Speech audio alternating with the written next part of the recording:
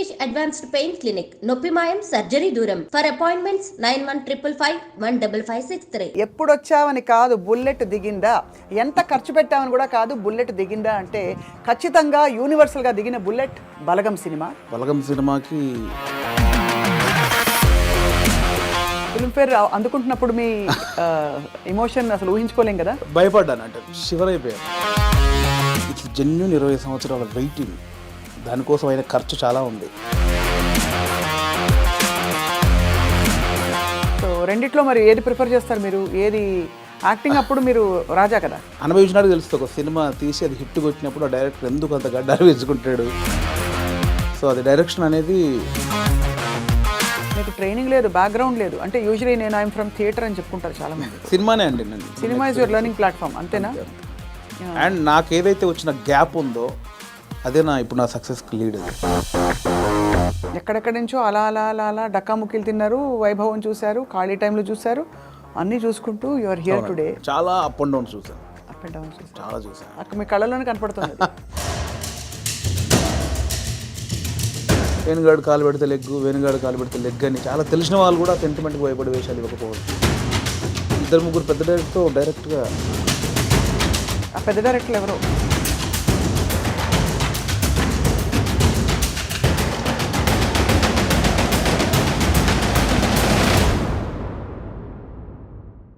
Hello and welcome to this candid conversation exclusively on iDream. ఎప్పుడొచ్చావని కాదు bullet దిగిందా, ఎంత ఖర్చు పెట్టామని కూడా కాదు బుల్లెట్ దిగిందా అంటే ఖచ్చితంగా యూనివర్సల్గా దిగిన బుల్లెట్ బలగం సినిమా. అండ్ ఈ మధ్య ఫిల్మ్ఫేర్ అవార్డ్స్ 3 ఈ సినిమాకి రావడం ఆశ్చర్యం ఏమీ కాదు. సో ఐ హ్యావ్ విత్ మీ అందరికీ సుపరిచిత నటులు and the one and only Balagam fame, Balagam director, Jabardasth fame వేణుగారు. వేణుగారు నమస్కారం. నమస్తే అండి. Very happy to see you. మిమ్మల్ని తరమి చూస్తే కూడా ఒక హ్యాపీనెస్ అవుతుంది ఇప్పుడు కూడా. థ్యాంక్ యూ అండి. నాకు కూడా ఆఫ్టర్ లాంగ్ టైం నేను మళ్ళీ ఒక ఇంటర్వ్యూకి వచ్చాను. అంటే చాలామంది అడుగుతున్నారు కానీ అండి బలగం చాలా చేశాము, మళ్ళీ నెక్స్ట్ అనౌన్స్మెంట్ తర్వాత మళ్ళీ స్టార్ట్ చేద్దాం అన్నాను. మధ్యలో ఫిల్మ్ఫేర్, ఆ ఫిల్మ్ఫేర్ తర్వాత ఫస్ట్ స్వప్న గారు అనగానే ఎస్ అన్నాను నేను. నాకు తెలిసిన ప్రముఖుల జాబితా చాలా పెద్దది, కంగ్రాచులేషన్స్. అండ్ వాళ్ళందరూ పెద్దవాళ్ళు. మీ సినిమాని మీరు లేనప్పుడు మెచ్చుకున్నారు. సంగీతం శ్రీనివాస్ గారు ఇటీవల చెప్పారు. అలా మీకు డైరెక్ట్గా అందిన కాంప్లిమెంట్ వేణుగారు? బోలెడండి. అంటే మళ్ళీ బలగం గురించి మాట్లాడితే ఆడియన్స్ బోర్ ఉండొచ్చేమో. సో మెనీ అండి, సో మెనీ. అంటే బలగంకి ఎస్పెషల్లీ వచ్చిన ప్రతి ప్రశంస ఇది బాగుంది, ఇది టాప్ 1, ఇది టాప్ 2 అలా లేదండి, అన్నీ టాప్ 1లోనే ఉన్నాయి. అంటే ఎవరు ఆ సినిమా గురించి మాట్లాడినా వాళ్ళ కళ్ళు, వాళ్ళ బాడీ మొత్తం ఆడుతుంటే నాకు తెలుస్తుంది. ఆ ఎగ్జైట్మెంట్ తెలిసిపోద్ది కదండి. అంటే కంగ్రాచులేషన్స్ హిట్ కొట్టావు వేరు, దాని గురించి ఎక్స్ప్లెయిన్ చేయడానికి మన మాటలు లేవని వాళ్ళ బాడీలోనే షివరింగ్ నేను చాలా చూసాను. సో బలగం సినిమాకి లెక్కలేనని ఉన్నాయి, నాకు ఇది ఒక్కటే అని చెప్పలేనని ఉన్నాయి. ఫిల్మ్ఫేర్ అందుకుంటున్నప్పుడు మీ ఎమోషన్ అసలు ఊహించుకోలేం కదా. భయపడ్డాను, అంటే షివర్ అయిపోయాను. అంటే బలగం రిలీజ్ అయిన 1.5 year తర్వాత జరిగిన ప్రోగ్రామ్కి లోపల ఏదో చిన్న షివర్ అయిపోతున్నాను. బేసికలీ ఇది నిజమా కాదా అంటే కాన్ఫిడెన్స్ అంటే డెఫినెట్లీ కొడతామని ఉంది. దానికి బిఫోర్ ప్రజెంటేషన్స్ అన్నీ చూస్తుంటే అది ఒకటే బ్యాలెన్స్ ఉంది, డెఫినెట్లీ వస్తుంది అని ఒక ఉన్నా కూడా అనౌన్స్ చేసిన తర్వాత స్టేజ్ మీదకి వెళ్ళేటప్పుడు కూడా చిన్న షివరింగ్ అయ్యి వచ్చేసినాయి. ఎందుకంటే సీరియస్గా ఒక కెరియర్ స్టార్ట్ అయిన దగ్గర నుంచి లైక్ 2000 నుంచి నేను ఇండస్ట్రీలో ఉన్నాను.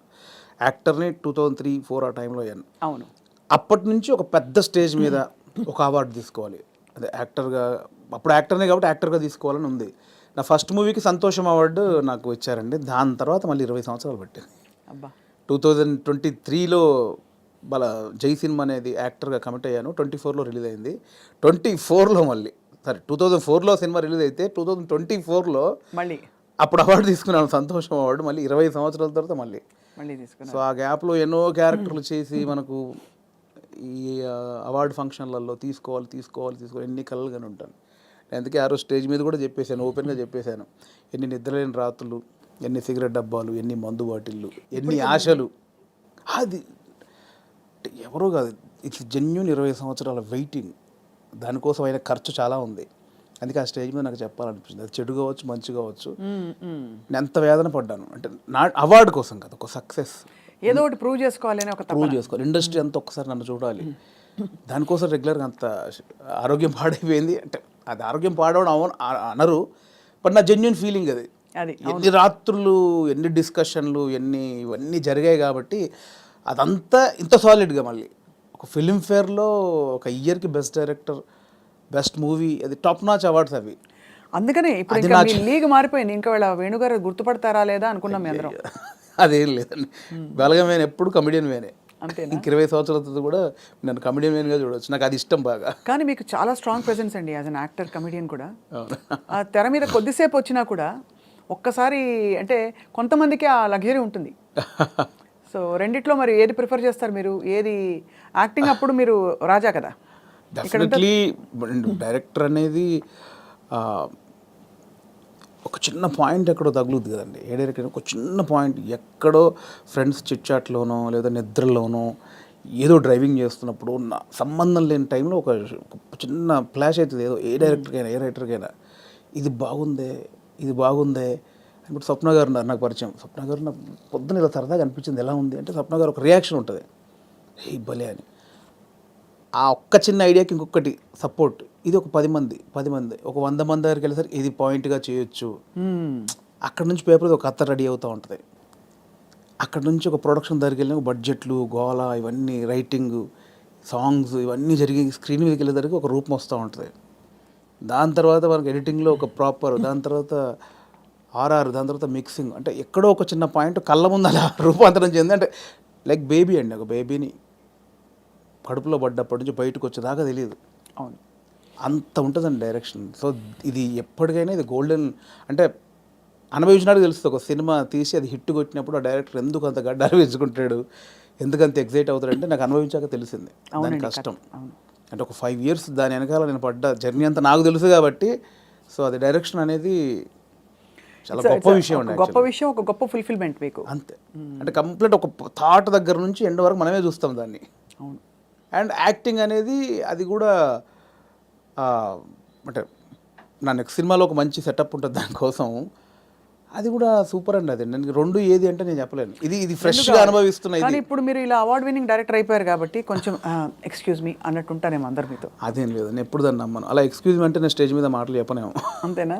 అయితే ఇప్పుడు యాక్టింగ్ ఆఫర్స్ వచ్చినా వస్తాయి, కంటిన్యూ చేస్తారు? చాలా వస్తున్నాయి. బట్ నా రెండో సినిమా మీద అంటే ఇప్పుడు నాకు బలగం ద్వారా మీరే చూశారు, చాలా రెస్పాన్సిబిలిటీ వచ్చింది. అవును, దాంతో భయం వేస్తోంది. అంటే ఇంతమంది డెఫినెట్లీ నన్ను ఆశీర్వదించిన వాళ్ళందరూ మళ్ళీ నా సినిమా చూస్తారు, వాళ్ళని సాటిస్ఫై చేయాలి అనేది బాధ్యత, భయం ఎక్కువైపోయింది నాకు ఇప్పుడు బేసిక్గా. అందుకే ఈ సినిమా వరకు నేను పెద్దగా యాక్టింగ్ వైపు వెళ్ళట్లేదు. సినిమా తర్వాత డెఫినెట్లీ మళ్ళీ అంటే చిన్న చిన్న క్యారెక్టర్లు చేస్తున్నాను. Close friends, 3 days character, 5 days character, lengthy క్యారెక్టర్లు అయితే చేయదలుచుకోలేదు. కానీ ఇప్పుడు ఎలాంటి కథలు చెప్పాలి మీరు అనుకుంటున్నారని మిమ్మల్ని అడిగితే ఏం చెప్తారు మీరు? మిమ్మల్ని మూవ్ చేసే కథలు ఇప్పుడే నాకు డెఫినెట్లీ మట్టి కథల మీద ఎక్కువ నాకు ఉంటుందండి. రియలిస్టిక్ థింగ్, కొంచెం ప్రాక్టికల్గా ఉన్న విషయాలను చెప్పాలనేది నాకు ఉంటుందండి ఎక్కువ. నా చిన్నప్పటి నుంచి చిన్న ఫీలింగ్ అదే. ఇంట్లో పెరిగిన వాతావరణం, మా ఫాదర్ పెరిగిన వాతావరణం, మా ఫాదర్ చిన్న కమ్యూనిజం, ఆయన చిన్న కమ్యూనిస్టు. సో తెలియకుండా అదే బ్లడ్ ఉంది నాలో. సో అందుకే చిన్న అటువైపు వెళ్తుంది నాకు. కమర్షియల్ అనేది మేబీ ఫ్యూచర్లో చేస్తానేమో. ప్రజెంట్ అయితే మైండ్ అంతా నేను చిన్నప్పుడు నా జీవితంలో, నా జర్నీలో జరిగిన విషయాలు చాలా ఉన్నాయి, చాలా ప్రాక్టికల్ విషయాలు ఉన్నాయి. చాలా జనాల్ని అంటే రెగ్యులర్ కమర్షియల్ అన్నీ చేస్తున్నాం కదా, ఒకసారి చూసి బలగంలాగా ఆలోచించి అరే ఇది కదా మన చుట్టూ ఉన్నాయి కదా అని ఆలోచించే విషయాలు చాలా ఉన్నాయి నా వరకు అయితే. సో అది ఎంతవరకు చెప్పే పరిస్థితి ఉందో తెలియదు, చెప్పేంత వరకు చెప్తాను. చాలా సంతోషకరమైన విషయం ఏంటంటే వేణుగారు, ఇప్పుడు ఇక్కడ తెలంగాణ రాష్ట్రం నుంచి టాలెంట్ ఎంత బ్లాసమ్ అయ్యి ఎన్ని చక్కటి మట్టి కథలు వస్తున్నాయి, ఎంత మంచి టాలెంట్ ఉంది. అసలు చాలా ఏళ్ళు ఆల్మోస్ట్ బయటికి రాలేదు అనిపిస్తుంది. ఆమె రాంగ్? నేను తప్పుగా మాట్లాడేదా? కరెక్ట్గా చెప్పాను? కరెక్ట్ అండి. ఇప్పుడు బయటకు రావడం, కట్టలు తెంచుకుని ఒక్కొక్కళ్ళు అంటే ఇక్కడ ఈ గడ్డ మీద ఉండే ఆలోచన ఏంటారు, ధాటి అంటారు చూడండి, ఆ కన్విక్షన్ అది చాలా గొప్పదండి. అంటే మట్టి నుంచి పుట్టిన కథలు కదా. అంతే అండి. ఇంతకుముందు ఇక్కడ ప్రాంతం వరకు ఏంటంటే కొంచెం చదువు లేక ఆకలి చోలు ఇక్కవరకే ఉంది. బట్ అక్కడ సృజనాత్మకత కూడా ఉంది, చాలా ఉంది. అంటే ఇటువైపు ఎన్ని కథలు ఉన్నాయి, అటువైపు ఎన్ని కథలు. ఎక్కడైనా మనుషులు ఉన్న చోట చాలా కథలు ఉంటాయి. అవును. సో ఇక్కడ కథలు కూడా ఇప్పుడు వస్తున్నాయి. అందుకే ఇప్పుడు అంటే ఎట్ ప్రజెంట్ నా మూడంతా ఇక్కడే ఉందన్నమాట. నా జర్నీలో నేను చాలా కథలు చూశాను, అందులో ఒకటి బలగం. సో ఇంకా చాలా కథలు చూశాను. సో అవన్నీ చెప్పొచ్చు, దాన్నే కమర్షియల్గా చెప్పొచ్చు. ఇప్పుడైతే మరి మీ రెండో సినిమా వివరాలు అడగచ్చా ఇంకా సూనా? సూన్ అండి, సూన్ డెఫినెట్లీ. అంటే అఫీషియల్గా నా ప్రొడక్షన్ నుంచి వచ్చినప్పుడు అడిగితే బెటర్. నో డెఫినెట్గా. కానీ అందరికీ క్యూరియాసిటీ ఏంటంటే బలగం తీసిన తర్వాత మీరు చాలా జాగ్రత్త పడాలి ఇంకా రెండో సినిమాకి, అదే స్థాయిలో మెప్పించాలి, ఇంకా ఎక్కువ మెప్పించాలి వీలైతే. మరి ఏంటి మీ ఆలోచనలు దాని మీద? ఉందండి, కథ అయిపోయింది, ఆల్మోస్ట్ కథ అయిపోయింది. ఇంకా అఫీషియల్గా అనౌన్స్ చేస్తాం త్వరలో. మళ్ళీ డెఫినెట్లీ నన్ను ఎవరైతే ప్రేమించారో ఆశీర్వదించారో వాళ్ళని ఒప్పిస్తానని నమ్మకం అవుతుంది నాకు. అదైతే ఇప్పటివరకు అయితే ఖచ్చితంగా ఒప్పిస్తానని నమ్మకం అవుతుంది. అంతకుముందు కామెడీ యాక్టర్గా జబర్దస్త్లో మీ జర్నీ ఎలా ఉండేది వేణు గారు? అది హ్యాపీ జర్నీ అండి, చాలా హ్యాపీ జర్నీ నా లైఫ్లో. అంటే జాలీగా ఉన్న రోజులు అవి. అంటే నేను 2004లో యాక్టర్ అయిన తర్వాత 2015 వరకు గాడ్ గ్రేస్ అసలు వెనక్కి తిరిగి చూసుకోలేదండి.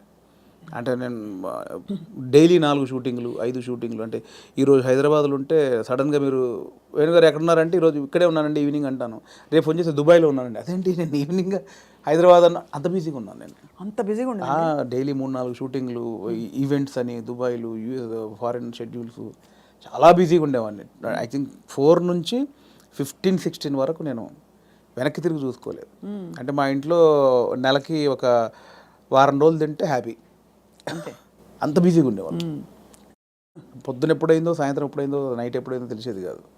సో 15 తర్వాత కొంచెం జబర్దస్త్ నుంచి బయటకు వచ్చి అప్పుడు ఇంకేమైనా చేసుకోవాలని ఈ బలగం ఏదైతే దానికి ప్లానింగ్లో ఉన్నప్పుడు మాత్రం కొంచెం ఒక 3-4 ఇయర్స్ బాగా స్ట్రగుల్ అయ్యాను. సో కానీ ఎలాగా అంటే మీరు చెప్పారు కదా, అంటే మీరు మట్టిలోంచి పుట్టిన కుటుంబం మీది, మరి మీరు పొట్టకోటి కోసం అయినా పని చేయక తప్పదు. అవును. మరి ఒకవైపు ప్లానింగ్, ఇంకోవైపు యాక్టింగ్ ఆపర్చునిటీస్ వదులుకోవాలి. అప్పుడు మీకు సంఘర్షణ వచ్చిందా? అయ్యో చాలా అండి. అదే అంటే యాక్చువల్లీ నేను 2013లో జబర్దస్త్ స్టార్ట్ అయింది. అప్పుడు పీక్స్ నేను యాక్టింగ్లో, స్టేజ్ షోలని, యాక్టింగ్ అని చాలా పీక్స్. ఆ జబర్దస్త్కి వెళ్ళిన తర్వాత మేము ఎక్స్పెక్ట్ చేయలే, మాది స్టార్టింగ్ స్టేజ్, మాది స్టార్టింగ్ టీం, మాది ఎక్స్పెక్ట్ చేయలేదు. యాక్చువల్గా జస్ట్ ఒక 13 days, ఒక 4 రోజులు ఇవ్వండి చాలు అని తిరిగేవాళ్ళు, మా వెనకాల తిరిగేవాళ్ళు. సో ధనరాజు, మా చంద్ర అప్పుడు కొత్తవాడు, ఇంక వాడు రాలా అసలు. ధనరాజు నన్ను పక్కగా పట్టుకున్నారన్నమాట వాళ్ళు. అంటే మేము ఇద్దరే అంతకుముందు స్కిట్లు చేసాం, స్మోక్ టీవీ అని అవన్నీ చేసాం. సో వీళ్ళని పట్టుకోవాలని చాలా పట్టుకున్నారు. నేను కన్విన్స్ అవ్వాలా, ఎందుకంటే సినిమా నేను అప్పట్లో కొంచెం టీవీ అంటే టీవీకి వెళ్తే సినిమాకి రాలేరేమో అనేది ఉంది. ఇప్పుడు లేదు. ఇప్పుడు స్క్రీన్ అనేది ఉన్నది తప్ప big screen, small screen, phone screen లేదు. ఇప్పుడు స్క్రీన్ అంతే. అప్పుడు ఆ వేరియేషన్స్ ఉన్నాయి. సో అప్పుడు 13 రోజులు మంచి అమౌంట్ ఎక్స్పెక్ట్ చేయని అమౌంట్ ఒకటి.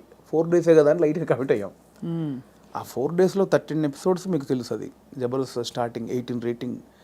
అంటే గురువారం వస్తే వెయిట్ చేసేవాళ్ళు, గురువారం కోసం ఒక టీవీ షో కోసం వెయిట్ చేసేవాళ్ళు.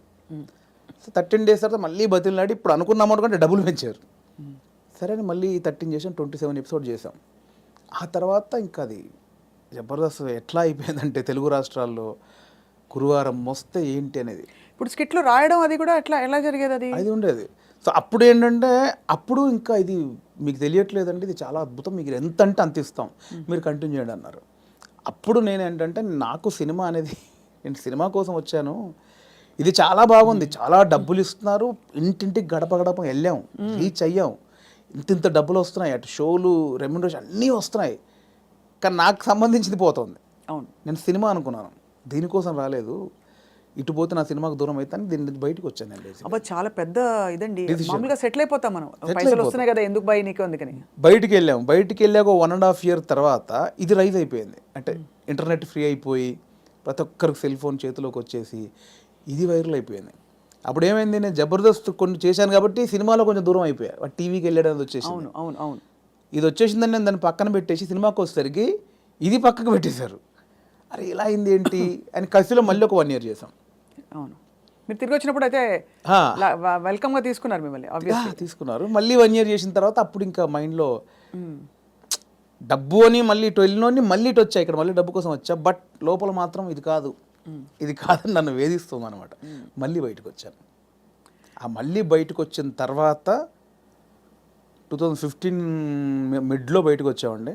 అప్పటి నుంచి అరాకొర అప్పటి నుంచి స్ట్రగుల్ స్టార్ట్ అయింది. ఆ 15 మిడ్లోంచి 2020 వరకు ఆ 4 years ఇటు లేక అటు లేక ఆ 4 years బాగా స్ట్రగుల్ అయ్యాను. అది మేజర్ నా కెరియర్లోనే వెరీ బ్యాడ్ పీరియడ్. అంటే తినడానికి ఉండడం వేరు, అది వేరు, బట్ మైండ్ బిజీగా ఉండడం మెయిన్ ఇంపార్టెంట్. అవును, మైండ్ బిజీ. మనం అసలు ఎటు వెళ్తున్నాం అని ఒక తెలుస్తుంది కదా లోపల. పొద్దున 6 గంటలకు వేస్తే స్టాఫ్ వచ్చారా, పొద్దున 12 గంటల వరకు ఈ షూటింగ్, మధ్యాహ్నం ఆ షూటింగ్, దుబాయ్, ఇటు ఆస్ట్రేలియా, ఇవి అన్నిట్లో ఈ స్కిట్ల బిజీ ఉంటుంది. ఇప్పుడు మీరు ఇందాక అడిగారు స్కిట్లు, మినిమం ఒక స్కిట్ రాయడానికి 2 రోజులు పట్టేదండి. ఎవరు రాస్తారు? నేను, నా టీం మెంబర్స్, ఎవరైనా ఒక రైటర్, అంటే మనకు సింక్లో ఉన్న మెయిన్ టీమ్ లీడర్ దగ్గరనే ఉంటుందండి. ఇంప్రూవ్ అని ఉంటుందండి యూఎస్లో, అంతా ఉంటుంది ఇది. 100% ఇంప్రొవేషనే స్క్రిప్ట్ అండి, స్క్రిప్ట్ రైటింగ్ ఏ ఉండదు. సో మీకు దానికి నేపథ్యం, మీరు Depends థియేటర్కి అది. వెళ్ళారా? థియేటర్కి వెళ్ళారా? థియేటర్ ఏం లేదండి నాకు. థియేటర్ ఎక్స్పీరియన్స్ లేదు, జస్ట్ మీరు చూసి నేర్చుకున్నవి అంతే ఇవన్నీ. అంతే. ఎందుకంటే ఇప్పుడు బాడీ మనం లాంగ్వేజ్, కూర్చున్నామండి, టైమింగ్. ఇప్పుడు పాయింట్ ఎట్లా వస్తే మనం కూర్చున్నాము, లేట్ అవుతుంది, ఈ లేట్ అయిన గ్యాప్లో ఏం చేద్దాం అని ఒక థాట్, ఏం చేయొచ్చు అని కూర్చొని మాట్లాడుకోవడం. అలా మాడుకుంటే ఏదో జోకులు వస్తూ ఉంటాయి. ఓ బంచ్ ఆఫ్ జోక్స్ వచ్చాక అసలు దీనికి ఏంటి కంటెంట్ ఏంటి, కథ ఏంటి, ఓ ఇలా వచ్చాడు, ఓ మిడ్లో గొడవ జరిగింది, లాస్ట్లో ఆ గొడవ పడి సారీ చెప్పాడు, ఓ స్టార్ట్, ఓ మిడ్, ఎండ్, ఏం చేయొచ్చు దీనికి. అలా కూర్చి స్కిట్ రాయడమే, అలా టీం అంతా రాయడం, ఆలోచన ఎక్కడైనా పాయింట్ వస్తుంటుంది.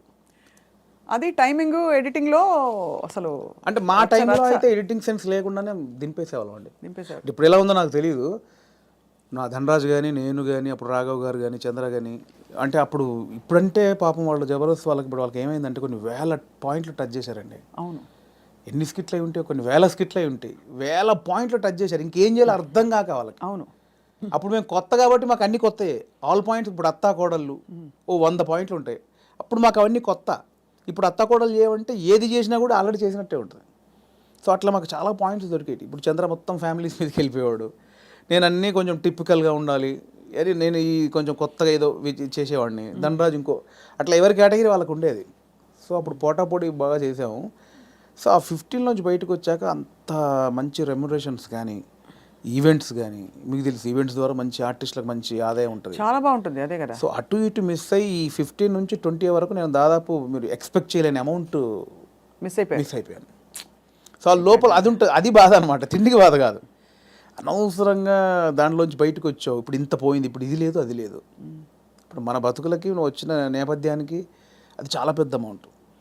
దాన్ని మిస్ అయిపోయామే, తప్పు చేసామా, ఒప్పు చేసామా, అనవసరంగా సినిమా అని ఓ పెద్ద బిల్డప్ ఇచ్చుకొని బయటకు వచ్చావు, ఇక్కడ ఇది లేదు, అక్కడ అంతా సాలిడ్ అమౌంట్ మిస్ అయిపోయి ఏంట్రా తప్పు చేసామనే గిల్ట్ అవుట్ ఉంటుంది చూసారా, ఆ గిల్ట్ ఎక్కువ పోయాను అనమాట.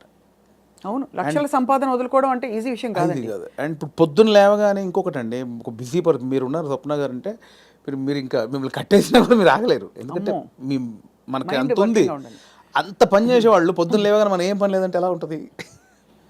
అదే బిగ్గెస్ట్ కామెడీ స్కిట్లా ఉంటుంది. అంతే, అది దానంత నరకం ఉండదు. పొద్దున్న లేవగానే ఆ స్కిట్, షూటింగ్, అట్ట ఇట్ట మైండ్ అలా పెట్టే మైండ్కి ఏమీ లేదంటే అది దానంత నరకం ఇంకోటి ఉండదు. అలా ఒక 3 సంవత్సరాలు ఫేస్ చేసిన తర్వాత ఆ ఫ్రస్ట్రేషన్లోంచి వచ్చిన ఐడియానే బలగం.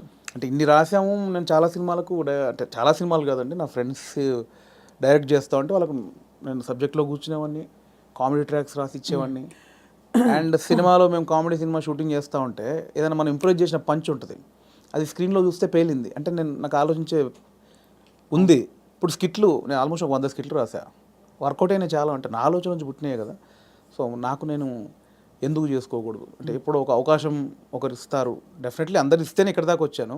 బట్ ఇప్పుడు ఇంత మనకు ఒక నాలెడ్జ్ వచ్చిన తర్వాత కూడా వెయిట్ చేయడం ఎందుకు అనేది ఆ 3 సంవత్సరాలు వచ్చిన ఇది. అక్కడ సరే నేనే హీరోగా చేసుకుందాం, నేనే రాసుకుందాం, నాకు ఒక కథ రాసుకుందాం, నన్నే ఇలా ప్రజెంట్ చేసుకుంటే దాన్ని చూసి వేషాలు వస్తాయి మళ్ళీ అనే దాంట్లో నేనే ఒక పాయింట్ అనుకుందామని స్టార్ట్ చేసిన జర్నీ. ఒక 3-4 పాయింట్లు అనుకొని అవన్నీ రెగ్యులర్గా ఉన్నాయి. ఇలా అయితే నన్ను ఎందుకు చూస్తారు, చాలామంది అలా వస్తున్నారు కదా, నన్ను చూడాలంటే మళ్ళీ నేను కొంచెం బ్యాక్వర్డ్ అయి ఉన్నాను, ఇప్పుడు నన్ను కొత్తగా చూడాలి, కంప్లీట్ ఆపోజిట్గా చూడాలి, అది ఏం చేయొచ్చు, చాలా సాహసోపేతమైన అది. అలా ఏం చేయొచ్చు అన్న పుట్టినప్పుడు థాటే ఒక చావులో ఎలా ఉంటుంది అంటే, నేను మా నాన్న జరిగిపోయినప్పుడు ఉన్న సిచ్యువేషన్స్ అన్నీ ఫనీగా చూసాను, ముందు ఎమోషన్ కాదు అది, ముందు ఫనీగా చూశాను. అంటే ఇప్పుడు తెలంగాణలో ఏంటంటే చేదునూరు అని ఉంటుంది, అంటే చుట్టం చూపు వాడు వచ్చినప్పుడు వాళ్ళని ఓదార్చిన తర్వాత చేదునూరు అనేది ఉంటుంది. అంటే ఇంత మందు తీసుకొచ్చి, ఇంత చికెన్ మటన్ తీసుకొచ్చి నా వంతుగా నీకు ఒక భరోసా ఇచ్చి, నీ బాధని తొలగించి ఈ వచ్చిన వాళ్ళు ఇస్తారు. అంటే ఆచారం ఏంటంటే అండి, ఇప్పుడు నేనున్నాను, నాకు ఒక మా ఇంట్లో ఎవరో చేదు జరిగింది. ఎవరో చనిపోయారు, చేదు జరిగింది. మా బావను, మా మావయ్యను, బావ మరుదు ఎవడు ఆడు వచ్చి నన్ను ఓదార్చి, సరే బావ జరిగిపోయిందని ఈ బాధను దూరం చేయాలి. నాకు ఏదైతే ఆ మిస్సింగ్ ఫీల్ ఉందో దాన్ని దూరం చేయగలని ఏం చేయాలి? ఇంత మందో బిందో తీసుకొచ్చి కాసేపు 2 గంటలు సపోర్ట్ ఉండి కడుపు నిండా తినబెట్టి ఏం కాదులే నేను ఉన్నానులే అని సపోర్ట్ ఇచ్చే వెళ్ళే విధానం అనమాట అది. కరెక్ట్, అవును. సో అదొక ఆచారంగా వచ్చింది, చేదు నోరు అంటాం. ఇప్పుడు పెద్ద ఫ్యామిలీ అనుకోండి, ఇప్పుడు ఇప్పుడు ఇప్పుడు ఇప్పుడు బాంబేలో ఉంటారు ఒకరు బావంట ఆయన, అక్కడ 10 మంది చుట్టాలు ఉన్నారు, ఇక్కడ చనిపోయింది, కంపల్సరీ రావాలి, వస్తారు, ఈ ప్రక్రియ కూడా చేయాలి. ఇప్పుడు 10 మంది 10 రోజులు ఉండలేరుగా, 2 రోజుల్లో చేసి వెళ్ళిపోవాలి. అవును. సో 10 మందిది వీడు తాగాలి, నేను తాగాలి, తినాలి. తాగాల్సిందేనా? అంటే బాంబే నుంచి వచ్చాడండి పాపం, అంతే కదా, మా బావకి ఇలా జరిగిందని ఏదో ఆయన తృప్తికి చేసే, నేను ఒక ముక్కనాన్న తినకపోతే ఆడేమనుకుంటాడు, ఫీల్ అవుతాడు కాబట్టి చేయాలి, కంపల్సరీ. సో ఈ ప్రాసెస్ మా నాన్న జరిగింది అనమాట. మాది పెద్ద కుటుంబం, మా అమ్మకి నేను 9వ వాడిని, మా పెదనాన్నలు 6, మా మేనత్తలు 3. ఆహా. సో మా ప్రతి పెదనాన్నకి ఫ్యామిలీ మినిమం 10 మంది, 7 మంది, 8 మంది, వాళ్ళందరూ వచ్చి ఒక 200 మంది మా కజిన్స్ ఉంటారు, అన్నయ్యలు, వదినలు, వాళ్ళ పిల్లలు అందరూ వచ్చేసి ఏమైపోయిందంటే ఆ 11 రోజులు మా నాన్నది చనిపోయిన నెక్స్ట్ డే నుంచి మార్నింగ్ ఒక సెటప్, 11 o'clock ఒక సెటప్, 1 o'clock ఒక తప్పదు. దీనిలో ఏం జరుగుద్ది? ఇప్పుడు నేనున్నాను, మీరు వచ్చారు, రాగానే సరే బావ ఇలా జరిగిందంటే సరే కూర్చో తాగదు అంటే కాదు కదా, మీరు అడుగుతారు ఎలా జరిగింది బావ ఏంటి అంటే నేను చెప్పాలి, నేను ఇలా ఉన్నట్టు నాన్న చూస్తూ అని ఏడవాలి. ఓకే, అయిపోయింది. ఇప్పుడు 12 o'clock ఇంకోటి వచ్చాడు, వాడికి కూడా సేమ్ ఏడవాలిగా. రాగానే రాబావ కూర్చోండి, వాడు మళ్ళీ చూసేవాడు ఒక కంట నీరు కూడా పెట్టలేదు, వాడు రాగానే తాగినని వాడు అనుకుంటాడని వాని కోసం మళ్ళీ సేమ్ ప్రాసెస్. ఏమైందంటే నానిలా లేడు అన్నీ అంటే నాకు అలా ఉంది. ఎలా జరుగుతుందంటే వస్తున్నారు, తాగుతున్నారు, ఏడుస్తున్నారు, తింటున్నారు, పంటున్నారు, ఏడుస్తున్నారు, ఏంద్రా అది. అప్పుడు నా చిన్న వయసు 99లో మా నాన్న చనిపోయినప్పుడు ఆ వయసులో నాకు అది అనిపించింది, మీరు సెలబ్రేట్ చేసుకుంటున్నారా, బాధపడుతున్నారా, ఎంజాయ్ చేస్తున్నారా అనేది ఒకటి ఉంది, ఎప్పుడో చూసినది. అది ఇక్కడికి షిఫ్ట్ అయిందనమాట. ఎలాంటి కథ చేయొచ్చు అదే అదే అదే అదే అన్నప్పుడు మా ఫ్రెండ్ ప్రదీప్ అద్వైతం అని ఇప్పుడు నెక్స్ట్ వైజయంతి మూవీస్లో పెద్ద సినిమా చేస్తున్నాడు. సో నాకు బెస్ట్ ఫ్రెండ్ అనమాట. సో తను ఏంటంటే ఒకసారి 10 days కనిపించలా, మళ్ళీ వస్తే డార్లింగ్ ఎక్కడికి వెళ్ళామంటే ఇట్లా మా పెద్దనాన్న చనిపోయాడు రా, గమ్మతుంటుంది మన తెలంగాణలోని, మా తాగుడు గోల ఇలా ఏడుపు అని అన్నాడు. అది స్ట్రైక్ ఏదో బాగుంది కదా అని ఒకసారి రివెండ్కి వెళ్తే మా నాన్నది ఇంత జరిగింది కదా ఫన్ ఇక్కడ, ఇది కదా మనం ఆపోజిట్గా చెప్దాం అనుకున్నాం, అక్కంచెలు మొదలైన కథ. సో అప్పుడు ఒక 4 సీన్లు రాసుకొని ఫ్రెండ్స్కి చెప్తే వాళ్ళు హిలీరియస్గా నవ్వి దానికి ఇంకో 4 సీన్లు వేసి. కానీ ఇక్కడ విశేషం ఏంటంటేనండి, జబర్దస్త్ కావచ్చు, ఇది కావచ్చు, చాలా సీరియస్ అంశాలని లైటన్ చేయడం ఈజీ కాదు. సెంటిమెంట్స్ హర్ట్ అవుతాయని ఒక బాధ ఉంటుంది కదా. ఇప్పుడు మీరు పిల్లలు పుట్టలేదు ఒక జంటకి, దాని మీద మీరు జబర్దస్త్లో ఒక స్కిట్ రాయాలనుకోండి, చాలా మంది హర్ట్ అయిపోతారు, నీకు అసలు మనసుందా, నువ్వు సమాజంలో బాధ్యత గలవాడిగా, ఇవన్నీ అడుగుతారు ఆబ్వియస్లీ కదా. అలాంటిదే చావు కూడా చాలా పర్సనల్, చాలా ఇది. కానీ ఇందులో మీరు ఒక విధమైన హ్యూమరు, లైఫ్లోని చాలా సటిల్గా జరిగిపోయే ఇవన్నీ తీసుకొచ్చారు చూడండి. అది దాన్ని కూడా మన పెద్దవాళ్ళు చెప్పిన నిదర్శనాలు అండి నిజంగా. అంటే ప్రతి విషయంలో మీకు సీరియస్నెస్ ఉంటుంది, కామెడీ ఉంటుంది. ప్రతి ఇన్సిడెంట్లో మీరు కామెడీ, ఇప్పుడు ఇది సీరియస్ అనుకోండి ఒక చావు అనేది, ఎగ్జాక్ట్ లేకపోతే ఒక కామెడీదే తీసుకుందాం, కానీ దానిలో కూడా సీరియస్ ఉంటుంది. ఇది చావు అనేది సీరియస్ అనుకోండి, దానిలో మనం కామెడీ చెప్పాను నేను, కానీ ప్రాపర్గా ఒక కామెడీ ఎపిసోడ్ ఉందనుకోండి, దాంట్లో సీరియస్ కూడా ఉంటుంది. మనం చూసే దృష్టికోణమే. నాకు ఒకసారి ఏమైందంటే అవునన్నా కాదన్నా అనే సినిమాకి మేము ట్రిప్కి వెళ్ళామన్నమాట. సో తేజ గారు, ఉదయ్ కిరణ్ గారు, సుమన్ శెట్టి, నేను, ధర్మవరం సుబ్రహ్మణ్యం గారు. ఆయన ఒక చోట ఒక మాట అన్నాడండి ఒక ఇంటర్వ్యూలో, ప్రెస్ వాళ్ళు అడిగారు, అదండి అందులో కొంచెం బూత్ ఉందండి, శృంగారం ఎక్కువ ఉందండి అంటే, ఆయన ఒక మాట, ఏ సందర్భమో నాకు తెలీదు, ఒక మాట నన్ను పడిపోయింది. ఏమైనా ఇప్పుడు ఎయిడ్స్ మీద సినిమా చూస్తున్నప్పుడు, ఎయిడ్స్ మీద అవగాహన కల్పించడానికి ఒక సినిమా చేస్తున్నప్పుడు ముందు శృంగారం చూపించాలి. వాడు ఎలా అడిక్ట్ అయ్యాడు శృంగారానికి, కొంచెం బ్యాడ్ రూట్ ఎలా పట్టాడంటే అవన్నీ చూపించాలి. కొంచెం ఆ రొమాంటిక్ అప్పీల్ చూపించినప్పుడే ఇది చెప్తావు, అది చూపించకుండా ఇది చెప్తే ఎవడు చూడ్డాయి అన్నాడు. కరెక్ట్, అంతే, అది నిజమే. మీకు అర్థమైంది? నాకు అందులో ఏదో దొరికింది నాకు. అంటే మనకు మంచి చెప్పినప్పుడు దానిలో చెడు కారణమైంది ముందు చెప్పినప్పుడే, ఇది చెడు, దీనివల్ల ఇది జరుగుతుందని చెప్తాం కదా. అవును, ఆ మంచిని పట్టుకుంటే సరిపోతుంది, పట్టుకోవాలి. అదే దానికోసం ఇవన్నీ తప్పదు, మేకప్ చేయడం తప్పదు. పలకం కూడా అంత, నేను రాగానే కుటుంబాలు కలుస్తాయంటే ఎవరు చూడరు. కుటుంబం కలవాలి అంటే సోది అనుకుంటారు. దానిలోనే మనం ఏం చేయొచ్చు, ఎలా చెప్పొచ్చు అనేది. కానీ ఎంత సూక్ష్మమైన ప్రయాణం మీలో జరిగిపోయింది చూడండి. మీ ఎదుగుదల ద్వారా ఎన్ని విషయాలు మీరు గ్రహించుకున్నారు. మీకు ట్రైనింగ్ లేదు, బ్యాక్గ్రౌండ్ లేదు. అంటే యూజువలీ నేను ఐఎమ్ ఫ్రమ్ థియేటర్ అని చెప్పుకుంటారు చాలామంది. మీకు సినిమానే అండి, నేను థియేటర్, నేను సినిమా షూటింగ్లో చేసినప్పుడు cinema is your learning platform, అంతేనా? అండ్ నాకు ఏదైతే వచ్చిన గ్యాప్ ఉందో అదే ఇప్పుడు నా సక్సెస్కి లీడ్. అది అయితే మీ పైసలన్నీ మాకు ఇస్తారా? లేవు, ఎక్కడి ఆ 3 సంవత్సరాలు ఎలా బతికాననుకుంటారు? అంటే ఇప్పుడున్న పైసలు ఇచ్చేస్తే మాకు, అప్పుడు మళ్ళీ మీరు కూర్చుని 3 సంవత్సరాలు ఆలోచిస్తే 3 సంవత్సరాలు కాదు, ఈసారి మీకు 3 నెలలు ఇస్తున్నావు టైం. అంటే దేవుడికి ఒకటి ఉంటుందండి, దేవుడు ఒకటిసారి ఇస్తారు అనమాట. అస్తమానం అదే అంటే ఇవ్వడు, ఉన్నే లాక్కని బయలుదేరి అంటాడు. ఒకటేసారి ఇచ్చాడు, ఇక దాన్ని జాగ్రత్త పడాలి. మళ్ళీ 3 సంవత్సరాల గ్యాప్ ఉంటే రాదు ఇప్పుడు, అంతే కదా, రానివ్వరు కూడా. ఇప్పుడు ఇంకా మీరు ఇంకా మిమ్మల్ని తీసుకెళ్ళి జీవితం పెట్టేశాను అక్కడ ఫిల్మ్ ఫేర్. అంటే మీరు ఎంత కోల్పోయి you got the lady home. అంతే కదా, అందుకే నేను లేడీ అంటే తెలుసు కదా, అవును, చాలా బ్లాక్ లేడీ తెలుసు, చాలా మందికి తెలుసు. చెప్పాలి సరే, బ్లాక్ లేడీని తీసుకొచ్చుకున్నారు. అదే ఆ మెట్లు ఎక్కుతున్నప్పుడు కానీ, అది చేతిలో ఉన్నప్పుడు కానీ, నేను అంటే చాలా ఇంటర్వ్యూలో మాట్లాడే మనకు భయం అయ్యేది బేసికల్గా స్టేజ్ మీదకి వెళ్ళి మాట్లాడాలంటే. కానీ ఆ రోజు ఎందుకో చిన్న లోపల షివర్ అయిపోతూ, నమ్మలేని విషయం కదండి. ఎవరికి అంకితం ఇచ్చారు, ఏమైనా చెప్పారు అట్లాంటివన్నా? అంకితం లేదండి, అంటే ఇది అంకితం ఇవ్వాలంటే తెలుగు ప్రేక్షకులు ఇవ్వచ్చు, అది అంతే, తెలుగు ప్రేక్షకులకు ఇవ్వచ్చు, అండ్ నా వైఫ్కి ఇవ్వచ్చు. ఎప్పుడు పెళ్ళైంది వేణుగారు మీకు? నాకు 2009, అంటే బిఫోర్ జబర్దస్త్. బిఫోర్ జబర్దస్త్. మీ పెళ్ళైన తర్వాత మీ లైఫ్ జబర్దస్త్గా మారింది, అంతేనా? ఇందులో 2 అర్థాలు ఉన్నాయి. అందరికీ అంతే మారింది. మేడం గారు పాప నన్ను చూసి తిట్టుకుంటారేమో. మేడం గారికి కంగ్రాచులేషన్స్ చెప్తున్నాను. మీ వైఫ్ పేరండి? శ్రీలత. శ్రీలత గారికి కంగ్రాచులేషన్స్, మీ వారు సాధించి ఛేదించి చూపించారు. అది డెఫినెట్లీ నా వైఫ్ సపోర్ట్ 101% ఉందండి. ఈ 5 years జర్నీలో నేను ఏది పట్టించుకోలేదు బేసిక్గా. అవునా? ఏది పట్టించుకోలేదు ఇన్ సెన్స్ అంటే డబ్బు ఉండగానే అన్ని కాదు. ఇది ఒక్కటి కట్ చేసి మేము thumbnail పెడితే ఏముంటుంది? మా వైఫ్ నన్ను ఈ 5 ఏళ్లలో అస్సలు పట్టించుకోలేదు. మీరు ఏదైనా పెట్టొచ్చండి, నేను అడిగింది మీరు పెట్టరు, నేను వద్దన్నది మీరు ఆపరు. జోక్ నాకు అంటే మిమ్మల్ని చూస్తే మా అందరికీ జబర్దస్త్ స్ఫూర్తి వచ్చేస్తుంది అనమాట. నా వైఫ్ సపోర్ట్ 100% ఉంది. తను నాకు ఎక్కువ బర్డెన్ ఇవ్వలేదు, పిల్లల విషయంలో కానీ ఫ్యామిలీ విషయంలో కానీ నన్ను అర్థం చేసుకుంది పాపం. చాలా అవసరం కదండి ఎందుకంటే ఏ సినిమాలు అంటావేంటి, ఉద్యోగం చేసుకోక అని అనే వైఫ్స్ ఉంటారు, లేదు వచ్చిన పని చేసుకోవచ్చు కదా అని అనేవాళ్ళు ఉంటారు. అంటే ఈ మ్యూజిక్ సినిమా ఫీల్డ్ మీకు తెలుసు, నిద్ర పట్టదండి బేసిక్గా. 11 అవుద్ది, 12 అవుద్ది, సినిమాలు చూస్తూ ఉంటాం, కళ్ళు స్ట్రెయిన్ అయిపోతుంటాయి, బెడ్ మీదకి పడుకుంటాం, అలా అయిపోతాయి కళ్ళు.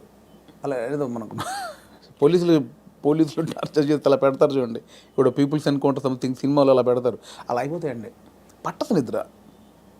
అంటే ఎలా ఇది ఎట్లా ఏం చేయాలి ఇది ఓకే అవుద్దా కాదా, నెక్స్ట్ పాయింట్కి వెళ్దామా అని మళ్ళీ కూర్చుంటాం, మళ్ళీ ఏదో సినిమా పెడతాం, మళ్ళీ ఏదో చేస్తాం, అవ్వదు. అలా 5-6 అయిపోతాయి. అట్లేదండి, మళ్ళీ సినిమా చూద్దాం, దొరకవు సినిమాలు దొరకవు. అవును, సరే మనకు సంబంధించిన సినిమా ఎంతసేపు చూస్తావు, ఎంతసేపు నీ నెక్స్ట్ కథ కొంచెం నవ్వుకోవడానికి ఒక సినిమా చూస్తాం, ఏదో పెడతాం, ఇది కాదు అందులో మళ్ళీ అది పెడతాం, ఇది కాదు ఇంకోటి ఏదో వెబ్ సిరీస్, ఇది కాదు బుక్ పడతాం. అంటే నాకు తెలిసి ఇప్పుడు అనుభవిస్తుంది కదండి, మేబీ 2-3 సినిమాలు చేసిన తర్వాత మైండ్ సెట్ అయిద్దేమో మేబీ. దీన్ని అంటే వర్కే లైఫే అనేది నాకు తెలిసి కొంచెం ఎక్స్పీరియన్స్ తర్వాత నాకు అలవాటు అవుతాం. ఇప్పుడేమో ఎంతసేపు ఇంత ప్రేమించారు, ఇంత గౌరవించారు, మంచిది చెప్పాలి, చెప్పకపోతే గౌరవం పోద్దేమో. నువ్వు జెన్యూన్ ఫీలింగే, బట్ అంటే మీరు హ్యాండిల్ చేయాలి కదండి. అండ్ ఇప్పుడు నాకు అంతకుముందు యాక్టర్గా ఉన్నప్పుడు ఎలా ఉంటుందండి, పొద్దున్న స్టాఫ్ వస్తారు, చిన్న 7 o'clock వెళ్తాం, 8 o'clock లొకేషన్ వెళ్ళగానే కలర్ఫుల్గా దిగ్గానే యూనిట్ మొత్తం 200 మంది ఉంటారు, ఎవరెవరు యాక్టర్లు ఉన్నారు, చిన్న సరదాగా ఉంటుంది, క్యారవాన్కి వెళ్ళామా, రెడీ అయ్యామా, తృప్తిగా వచ్చామా, చేసామా, 6 అయిపోయిందా, కథం ఈ షూటింగ్ అయిపోయింది ఇంటికి. ఇప్పుడు అలా కాదు కదండి, రూమ్లోనే పొద్దున్న లేస్తే ప్రాజెక్ట్ అయిపోయేంత వరకు సబ్జెక్ట్ క్లారిటీ ఉందా, ప్రొడ్యూసర్ ఏమంటాడు, హీరో ఏమంటాడు, ఇది మనం అనుకున్నది కరెక్ట్ వర్కౌట్ అవుతుందా, ఏమైనా డైల్యూట్ అవుతుందా, ఈ దాంట్లోనే అయిపోతుందండి ఎప్పుడు మైండ్. దీనివల్ల నాకు ఏమైందంటే డైరెక్టర్స్ మీద ఇప్పుడు విపరీతమైన రెస్పెక్ట్ వచ్చేసేది నాకు. అంతకుముందు ఏముంది, వీళ్ళు తీస్తారులే సినిమా, వీళ్ళు ఇంట్రా దీనికి ఎక్కువ చేస్తారు అనిపించేది. ఇప్పుడు అది భరించిన తర్వాత నాకు ప్రతి దర్శకుడి మీద రెస్పెక్ట్ వచ్చేసింది. మరి నాకు మొన్న ఎవరో ఒక కథ చెప్తానన్నయ్య, నీకు ఒక చిన్న మీరు ఇంపార్టెంట్ క్యారెక్టరు అంటే, నా దాంట్లో నెక్స్ట్ వీక్ అని 3 వారాలు తోసేసాను. తర్వాత పాపం అనిపించింది, వస్తానంటే అన్న మీరు ఎక్కడ రమ్మంటారు, మీ ఆఫీస్కి రమ్మంటారా, లేదా కాఫీ షాప్లో కూర్చుంది, ఇవన్నీ అంటున్నాడు అతను.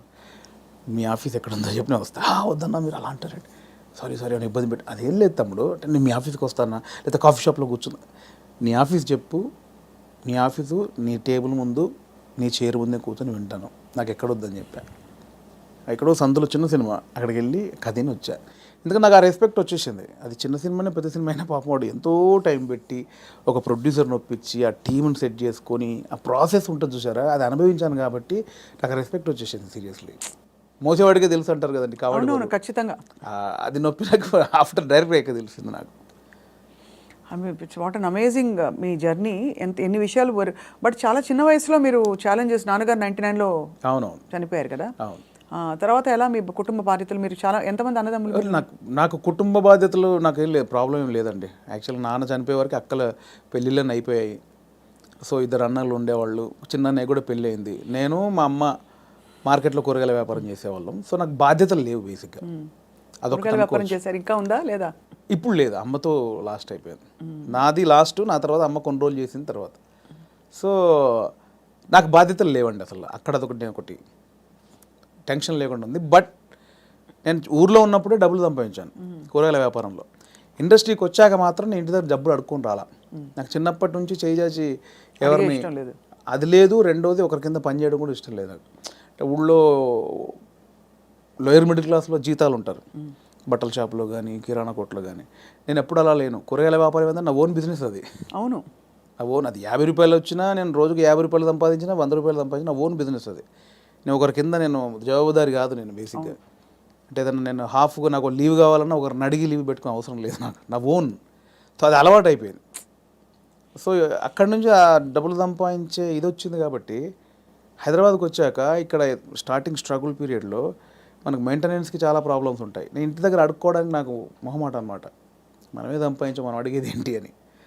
సో అడగకుండా ఉండడం కోసం అప్పుడప్పుడు ఊర్లోకి వెళ్ళి ఒక 10 రోజులు కూరగాయలు అమ్ముకొని 1000 రూపాయలు సంపాదించుకొని, ఆ 1000 రూపాయలతో జాగ్రత్తగా ఒక 2-3 నెలలు ఉండి అక్కడ ఇక్కడ చాలా పడ్డానులేండి. చాలా ఇంటర్వ్యూలో చెప్పాము, చాలా స్ట్రగుల్స్ పడ్డాము స్టార్టింగ్లో.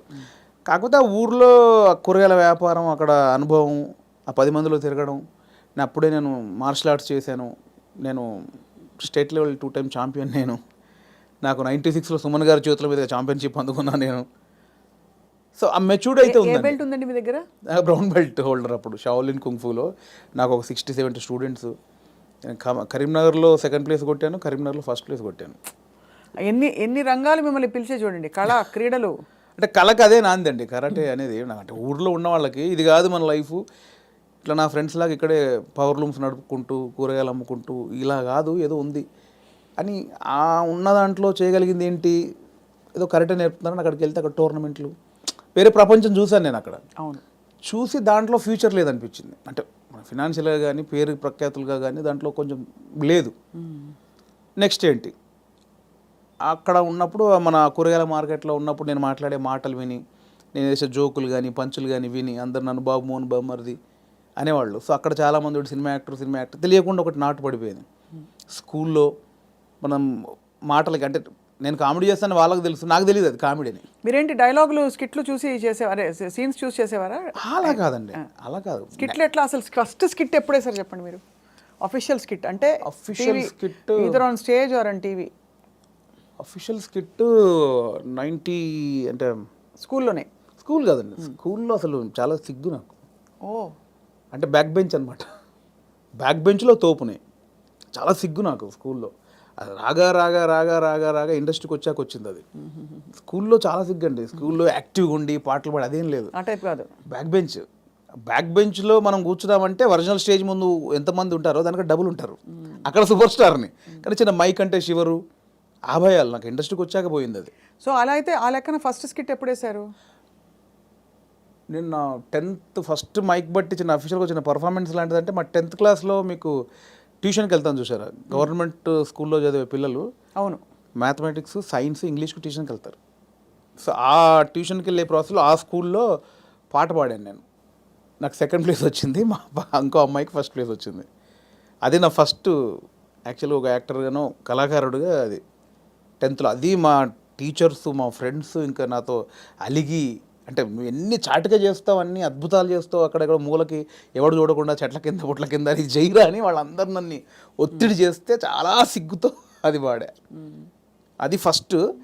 ఇండస్ట్రీలో స్కిట్ అంటే స్మోక్ టీవీతో బాగా రీచ్ అయ్యామండి బేసిక్గా. అవునవును. స్మోక్ టీతో రీచ్ అయ్యాము. దానికి బిఫోర్ చిన్న చిన్నగా చేసామండి. మనసు మాట వినదు అనుకుంటా, ఐ థింక్ నా సెకండ్ మూవీ మనసు మాట వినదు. దుర్గం చెరువులో ఆడియో ఫంక్షను. అప్పుడు ఏంటంటే అప్పుడు కూడా నాకు సిగ్గు, బట్ యూనిట్లో నా అల్లరి నా గోలకు అందరూ ఫ్యాన్స్.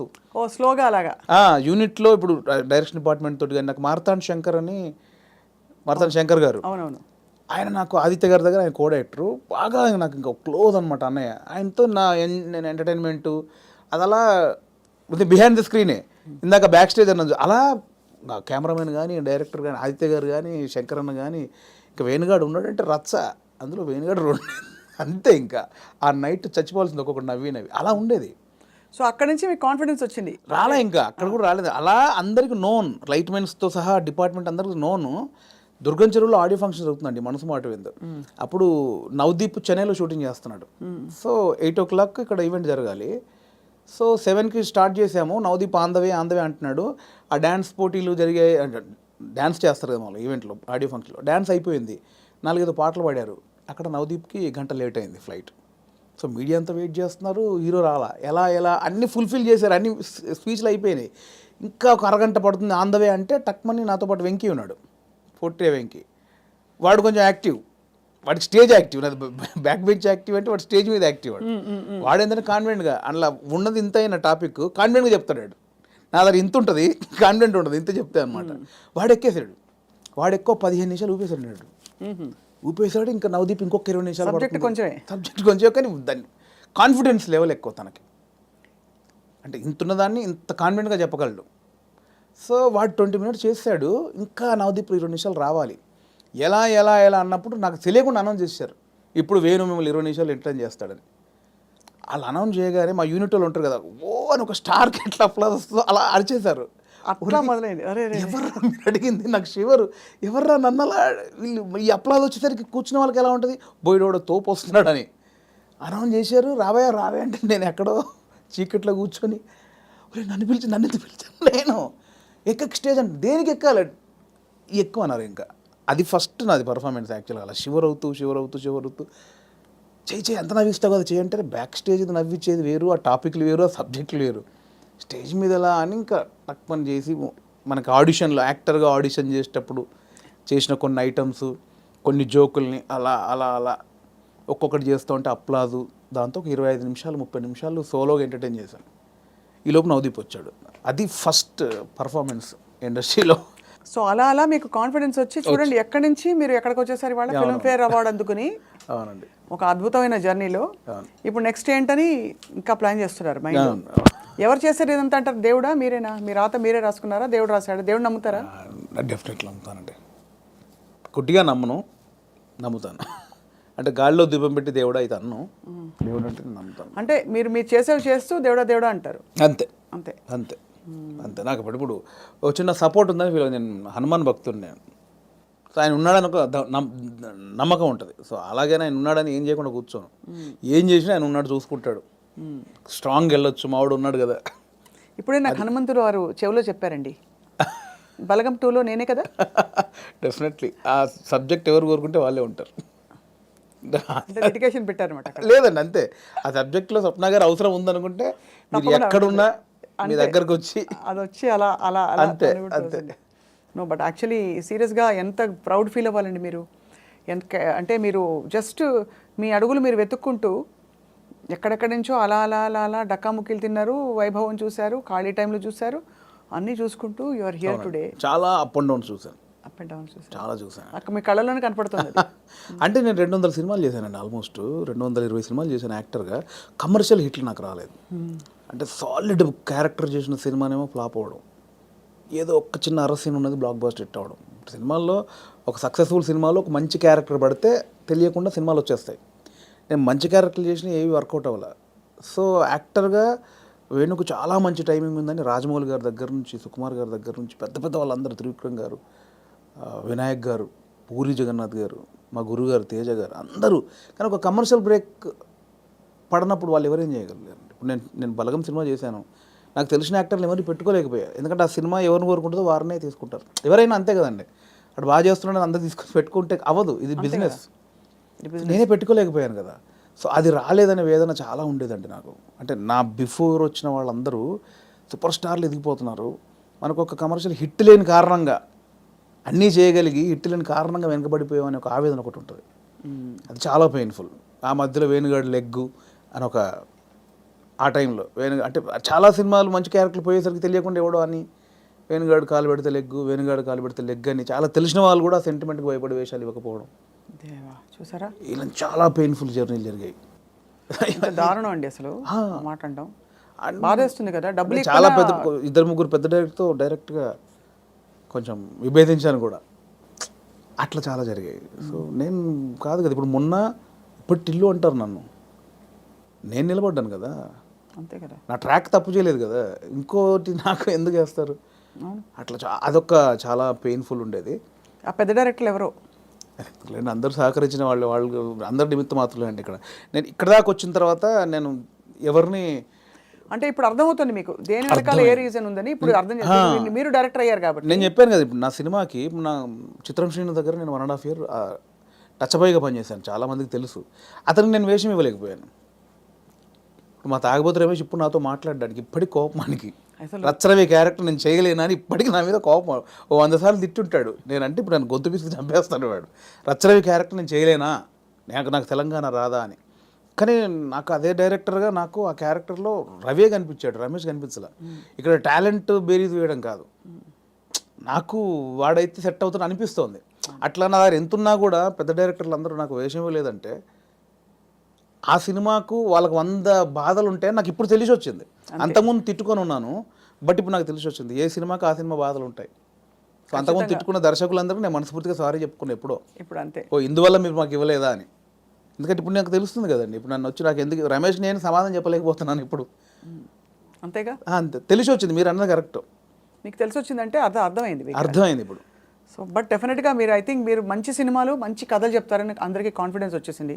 మొన్నే సంగీతం శ్రీనివాసరావు గారు కూడా మెచ్చుకోవడం మిమ్మల్ని, అలాగే చాలామంది అంటే పరోక్షంగా మిమ్మల్ని మెచ్చుకున్న విషయాలు కూడా చాలా ఉన్నాయి. బలగం సినిమా ఒక బెంచ్ మార్క్ అయిపోయింది వాళ్ళ ఇండస్ట్రీలో. అంటే హౌ ఒక ఇన్నోవేటివ్ నావెల్ స్టోరీతో ఇన్నోవేటివ్ విధానంలో ఎక్కువ బడ్జెట్ లేకుండా మనసుని హత్తుకునే సినిమా ఎలా తీయచ్చో వేణుగారు చేసి చూపించారు. దానికి గాను మీకు ఫిల్మ్ఫేర్ అవార్డుతో పాటు మా అందరి తరఫు నుంచి thank you so much. Thank you అండి.